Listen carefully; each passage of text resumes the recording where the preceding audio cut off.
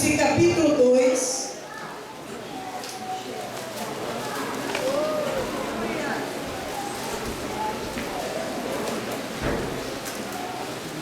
Capítulo 2, a partir do versículo 1. Quem achou, diga amém. Amém. É o último livro da Bíblia, livro das revelações. E a palavra do Senhor diz aqui: carta à igreja em Éfeso.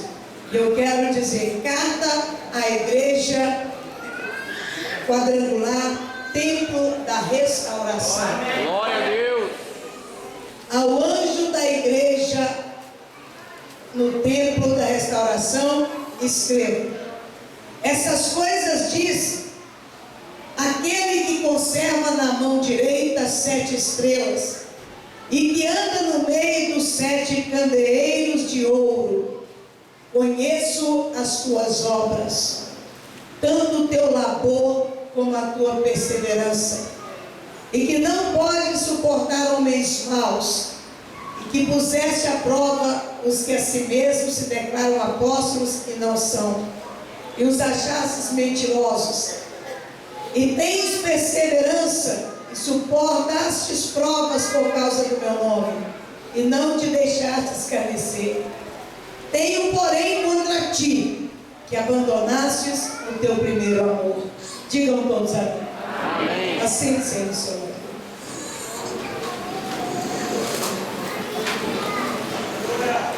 Diga assim: fala comigo, Senhor.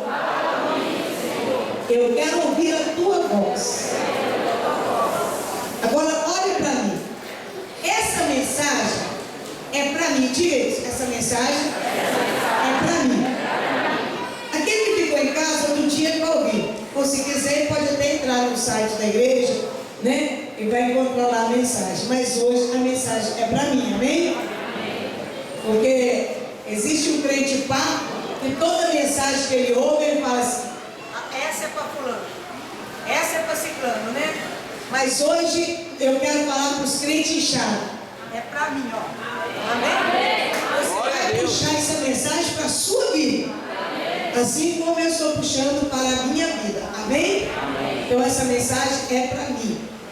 E aqui quem está falando é o Todo-Poderoso, é o Deus exaltado, é aquele que a palavra aqui em Apocalipse mesmo diz assim, olha, sobre ele. João, na ilha de Pátimo, ele recebe a visão maravilhosa e ele diz assim, olha, eu e João, irmão vosso e companheiro na tribulação, no reino e na perseverança em Jesus, achei-me na ilha de Pátmos, por causa da palavra de Deus e do testemunho de Jesus. Achei-me em espírito no dia do Senhor, e ouvi por detrás de mim grande voz como de trombeta. Vai pegando a visão, quem é que fala essa palavra? Dizendo que vês escreve em livro e manda 7 igrejas. Versículo 13 diz assim, versículo 14: a sua cabeça e cabelo eram brancos como alva lã, como neve, os olhos como chama de fogo, os pés semelhantes ao bronze polido, como que refinado numa fornalha, a voz como voz de muitas águas. Então quem fala essa palavra é o Deus Todo-Poderoso para mim e para você. Ele chega para João na ilha de Pátimo e fala para ele, olha, você vai escrever as 7 igrejas, aos 7 pastores. Quando ele diz aqui, olha, a mão direita, 7 estrelas, são 7 anjos da igreja, falando para mim, o anjo da igreja. Amém. E também aos 7 candeeiros de ouro, as 7 igrejas, onde esta é a nossa igreja. Amém. E ele diz, olha, conheço as tuas obras. Ele sabe que essa igreja é uma igreja de muita obra, é uma igreja de muitos trabalhadores. Ele diz que conhece aquilo que nós fazemos, o nosso trabalho. Ele diz que sabe também que nós suportamos muitas cargas, e é verdade, nós suportamos muitas cargas. Se a gente for aqui olhar o rosto de cada um e saber as lutas que tem passado cada um aqui, Você pode dizer, é muitas cargas mesmo, pastor. É muita carga.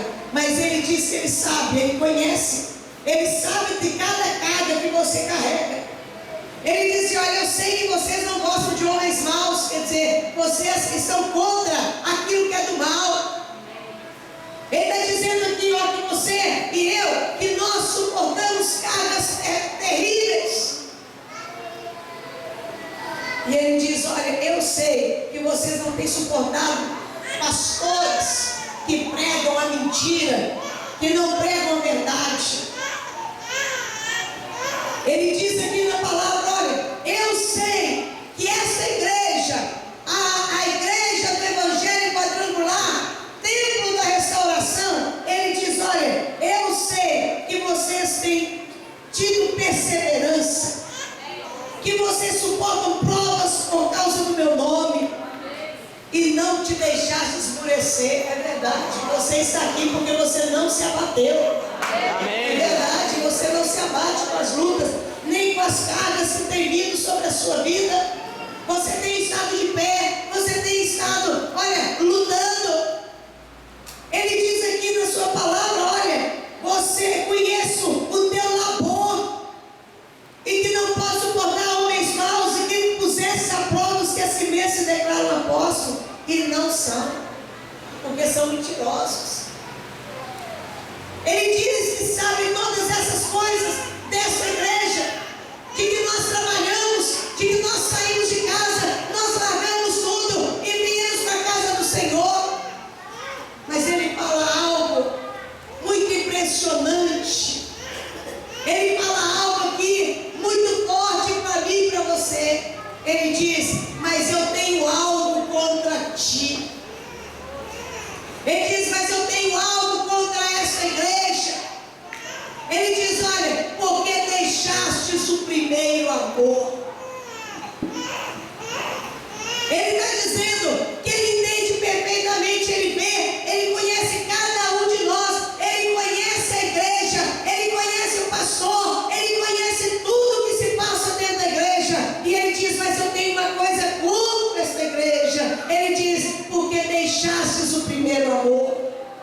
E agora nós vamos ver o que ele está falando aqui quando ele diz, vocês deixassem o primeiro amor. Você tem trabalhado, você tem feito, você tem pregado, você tem ensinado, você tem servido, você tem cantado, você tem estado ali na disposição. Mas ele diz assim, olha, mas eu tenho uma coisa contra você. Você deixou o primeiro amor, você deixou a chama apagar, você tem vindo trabalhar, mas você não está buscando, você não está cheio. Ele está dizendo, precisa voltar ao início de tudo.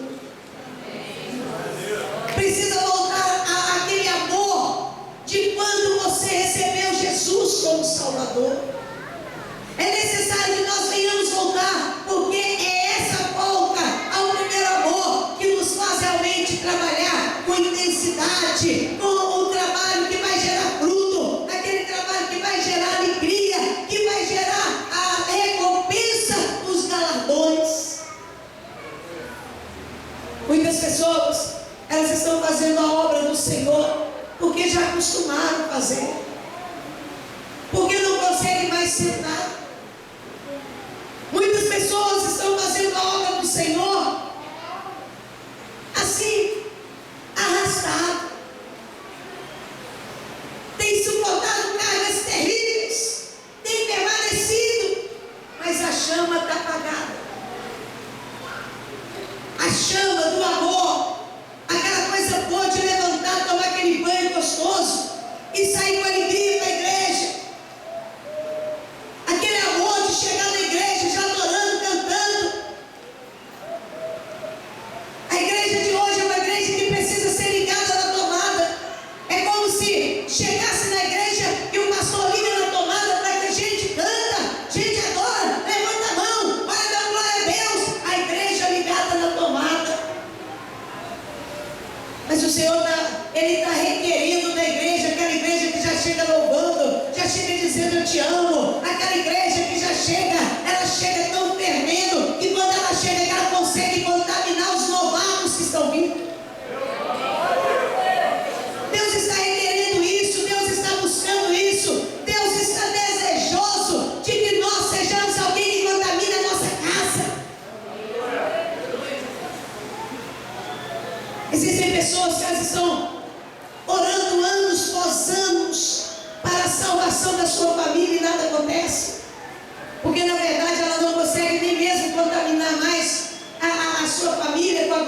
Deus. Não consegue. Não consegue mais. É impressionante. Eu lembro quando eu estava no mundo, eu, pastor Francisco, mas a gente viu um fogo tão grande na mamãe, ni Delza, ni Wellington. A gente viu um fogo tão grande neles. A gente via assim, tanta coisa esquisita, engraçada. Na época a gente achava, mas havia um fogo tão grande que aos poucos foi quebrando o gelo no meu coração, do Francisco. Alcançou nós dois. E foi no período mais difícil da vida da minha irmã. E eu lembro disso, eu olho assim, tudo cooperava para que nós jamais quiséssemos Jesus. Mas o fogo que estava dentro deles, é tão grande que conseguiu incendiar nossa casa, conseguiu fazer com que esse fogo, ele nascesse em nossa vida e queimasse todo o orgulho, tudo aquilo que era resistente na minha vida de Francisco, porque o amor estava no ar. A salvação, esse ano é ano de muita salvação. É ano onde nós vamos conquistar aqueles da nossa família que diziam que jamais entrariam numa igreja, ou mesmo aqueles que tinham raiva de crente, pois Deus esse ano vai levantar cada um deles. Deus vai levantar e sacudir a nossa família, a nossa casa. É com a glória de Deus que nós vamos ganhar essa nossa família. Mas é preciso ter esse fogo da paixão, esse fogo de paixão, esse fogo que incendeia. Quando nós olhamos uma mulher apaixonada, ou um rapaz apaixonado, ele faz coisas que ele consegue, ele mexe com todos, ele sacode todos, ele faz coisas que jamais ele faria.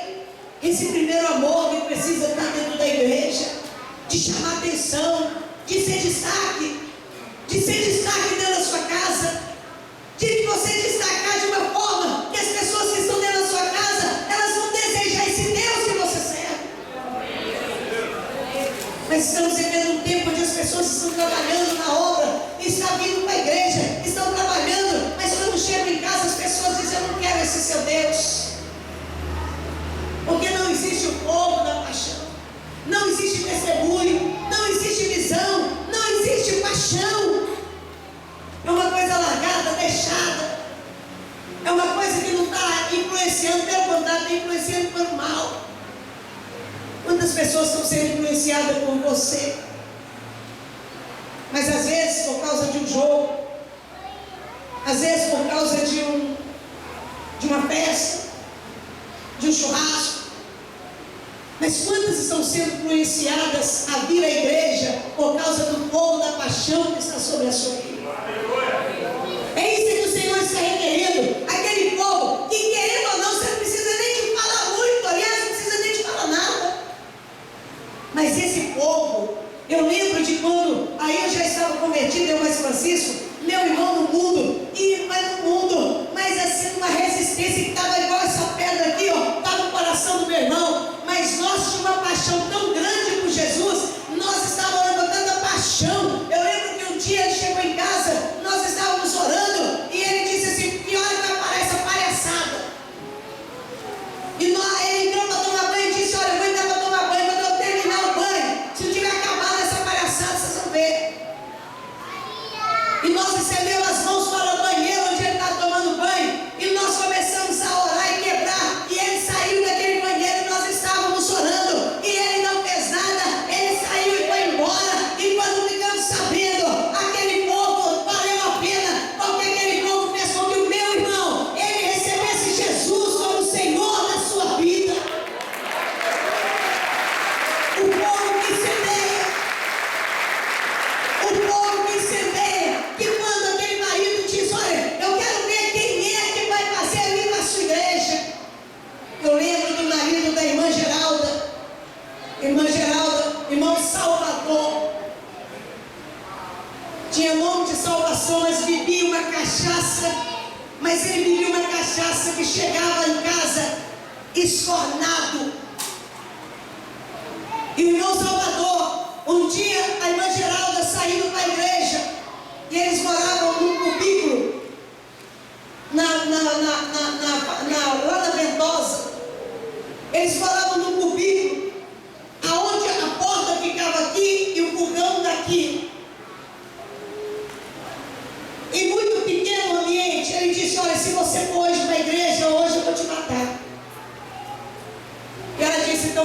me matar, porque eu estou indo para a igreja. E quando ela foi para a igreja, quando ela voltou, ele estava com o revólver na mão para atirar nela. E quando ele estava ali com aquele revólver, a mão dele endureceu, e só endureceu aquela mão depois da oração. E ele aceitou Jesus como Senhor. É um dos homens mais cheios do Espírito Santo que eu conheço.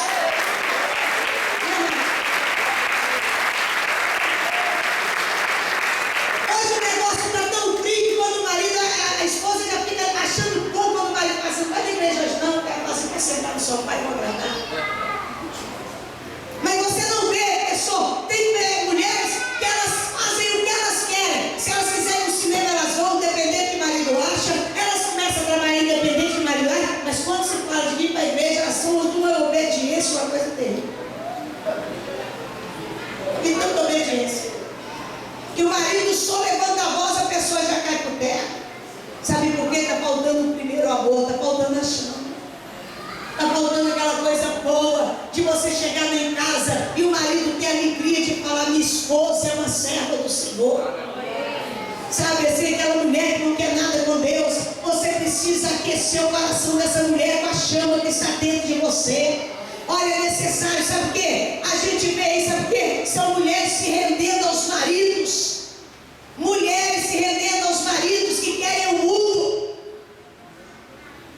O marido quer o mundo, mas é necessário que você, com o calor da glória de Deus, com a chama de Deus, o primeiro amor, quando está dentro de você, você não tem que brigar, você não tem que, olha, você não tem que fazer nada na carne, porque as nossas armas são espirituais. Quando o calor da glória de Deus ele bate, ele queima esse gelo que está no coração desse homem.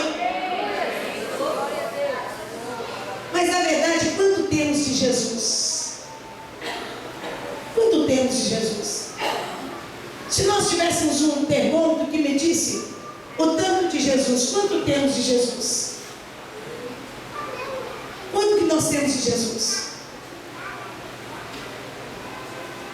O nosso Jesus, ele fica só restrito à igreja.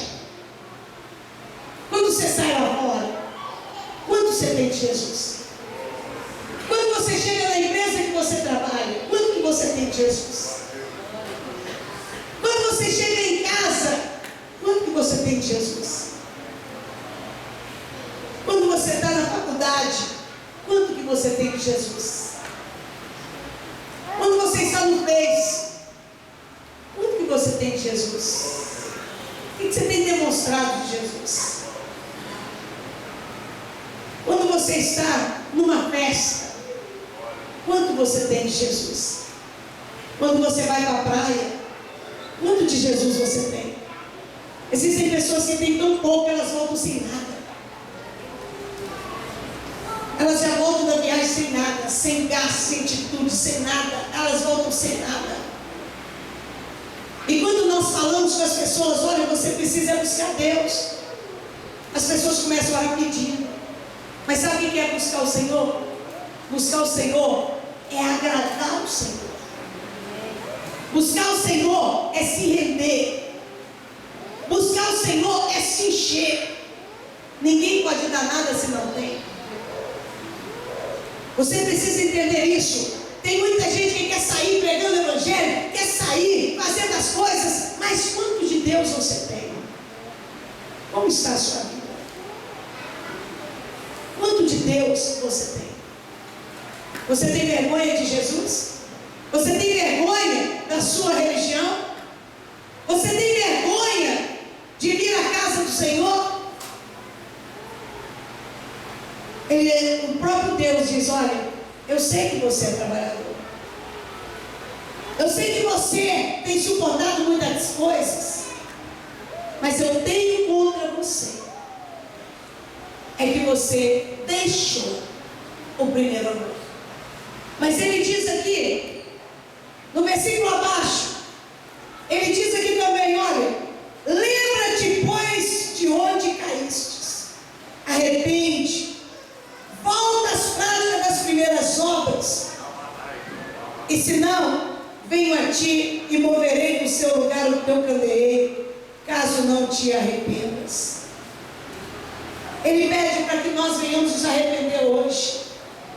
Arrepende hoje. Onde que parou? Parou aquele dia da decepção? Foi Deus que te decepcionou? Volta lá, pede perdão a Deus. Lembra onde caíste? É necessário que você entenda, não é só ouvir essa palavra e dizer, olha, eu quero trabalhar. Onde que eu vou trabalhar, pastor? Eu quero trabalhar. Arrepende. Volta ao primeiro amor.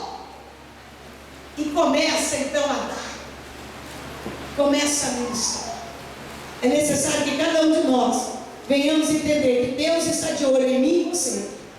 Em mim como pastora, como anjo da igreja. Em vocês como a igreja do Senhor. Glória a Deus. Precisamos entender essas coisas. Volta hoje. Arrepende. Chegou a hora de nós trabalharmos uma chama viva. Onde você chegar, a tocha está acesa. Todo gelo vai ter que ser dissipado. Toda treva vai ter que ser desfeita. Onde você chegar, onde eu chegar, onde nós chegarmos, a nossa casa será incendiada com a glória de Deus. A nossa família, a nossa igreja.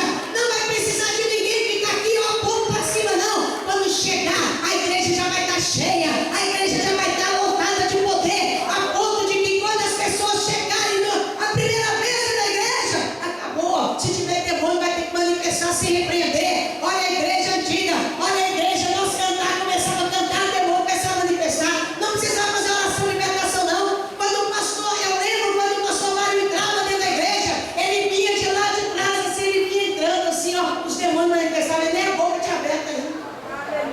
Glória a Deus. Quando chegava lá na porta, ele vinha, até quando ele chegava dentro do altar, já tinha meia igreja caída, endemoniada, passando mal, com a confusão. A glória de Deus. E sabe por que hoje também, às vezes pensa assim, não manifesta demônio porque o pastor é fraco. Não.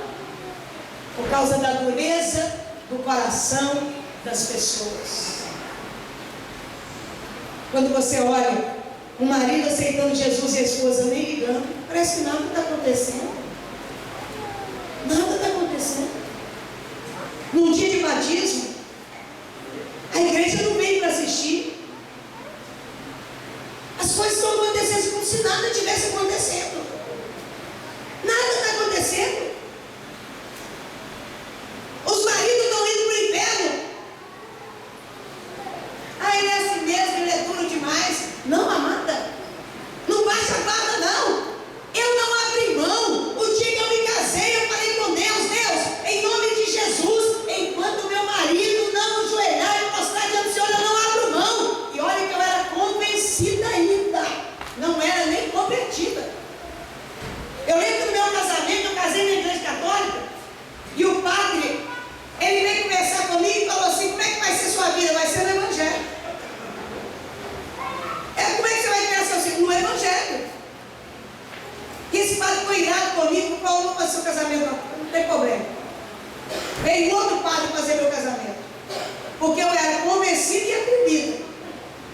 Porque eu falei, eu não aceito.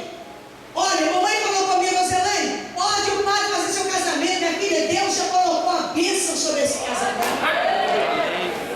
Pouco, é pouco, é pouco. E quando era 8 meses, eu ajoelhava, eu levantava assim, 5h30 da manhã, porque eu levantava para vir trabalhar, cá no Peixe Roxo. Eu levantava mais cedo, eu fui o diabo para correr, e isso eu era convencida.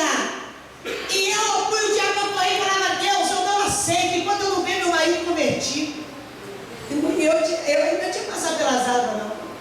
Mas eu, com 8 meses, nós aceitamos Jesus como Senhor, nós passamos pelas águas, nós batizamos no Espírito Santo no mesmo dia, tudo foi no mesmo dia. Nós aceitamos Jesus, nós batizamos nas águas, batizamos com o Espírito Santo e estamos fazendo a obra, e o fogo não para, porque esse fogo, ele tem que nascer até o dia que o Senhor vier nos buscar.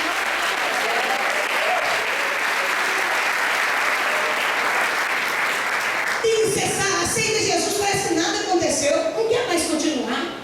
Passa nas águas, acho que chegou no final. Lê a Bíblia uma vez, já acha que é o rei da bancada. Ninguém serve mais para pastorear, ninguém serve mais